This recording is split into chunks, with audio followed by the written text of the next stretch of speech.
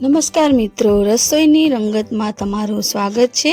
આજે આપણે બનાવવાના છીએ કોબીના પકોડા। એકદમ ટેસ્ટી અને સોફ્ટ પકોડા બનાવવા માટે મેં કોબીનું છીણ લઈ લીધું છે। કોબીના છીણને પહેલાં આપણે વધારાનું પાણી છે એ કાઢી નાખશું, જેના માટે મેં એક કપડું લીધું છે। એની અંદર આપણે કોબીને એડ કરી દઈએ।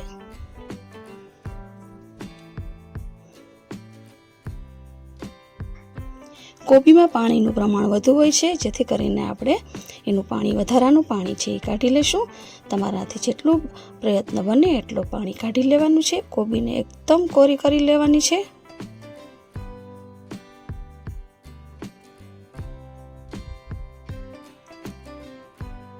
કોબીમાંથી બધું પાણી નીકળી ગયું છે। હવે આપણે જોઈ લઈએ। કોબીને એક બાઉલમાં ટ્રાન્સફર કરી લેશું। હવે આપણે એની અંદર અન્ય મસાલા એડ કરશું। ડુંગળી ચોપ કરેલી મેં ઉમેરેલી છે। જો તમારે ડુંગળી ન ઉમેરવી હોય તો તમે સ્કીપ પણ કરી શકો છો।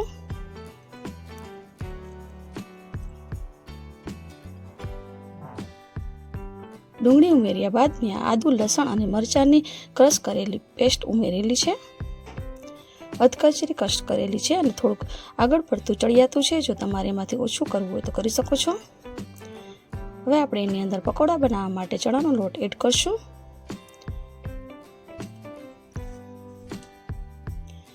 મેં અહીંયા 3 ચમચી જેટલો ચણાનો લોટ ઉમેરેલો છે। તમે તમારા સ્વાદ મુજબ એમાં ઉમેરી શકો છો। સ્વાદ પ્રમાણે મીઠું એડ કરશું, હળદર પાવડર, લાલ મરચું પાવડર। બધી વસ્તુને સરસ રીતે હાથેથી મિક્સ કરી લેવાનું છે। જો તમને બેટર ઢીલું લાગે તો તમે ચણાનો લોટ થોડો એડ કરી શકો છો। કોબીમાં પાણીનું પ્રમાણ હોય છે અને ડુંગળીમાં પણ હોય છે, જેના કારણે આપણું બેટર છે એકદમ સોફ્ટ થઈ જાય છે।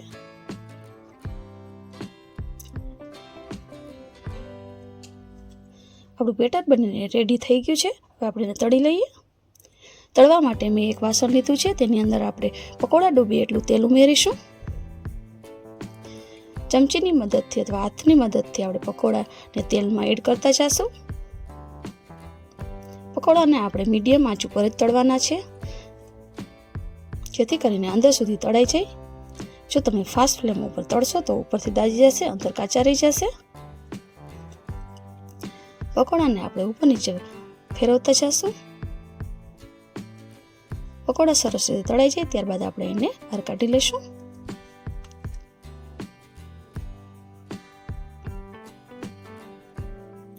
પકોડા છે સરસ રીતે તળાઈ ગયા છે। હવે આપણે એને ટ્રાન્સફર કરી લઈએ।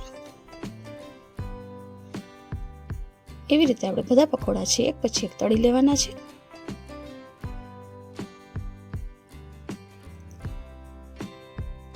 કોબીના પકોડા છે આપણે તળાઈને રેડી થઈ ગયા છે। હવે આપણે એને સર્વ કરી લઈએ।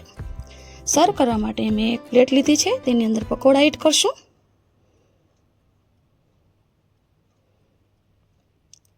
પકોડાને તમે ખાટી મીઠી ચટણી, સોસ વગેરે સાથે સર્વ કરી શકો છો। એકદમ સોફ્ટ અને સ્પાઇસી બને છે। મેં અહીંયા ટમેટા સોસ સાથે સર્વ કરેલા છે। હવે આપણે એને એક બાઈટ લઈને ટેસ્ટ કરશું।